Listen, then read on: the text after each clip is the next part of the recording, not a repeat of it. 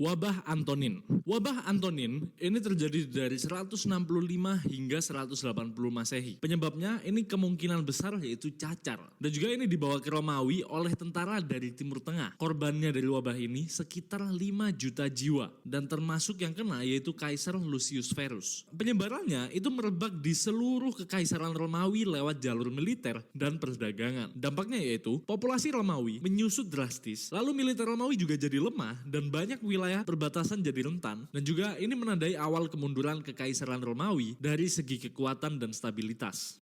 Wabah Siprian. Wabah Siprian ini terjadi dari 249 hingga 262 Masehi. Penyebabnya yaitu diduga dari campak atau flu burung, tapi penyebab pastinya masih diperdebatkan. Korbannya itu udah ratusan ribu jiwa dan sebagian kota kehilangan 5.000 orang per hari. Penyebarannya ini sangat cepat karena dari perang, perdagangan, dan urbanisasi. Dampaknya yaitu melemahkan militer dan ekonomi kekaisaran Romawi dan juga dianggap sebagai salah satu pemicu krisis abad ketiga di mana Romawi terpecah dan nyaris runtuh. Dan wabah ini dicatat oleh Uskup Saint Cyprian yang menganggap wabah ini sebagai ujian iman.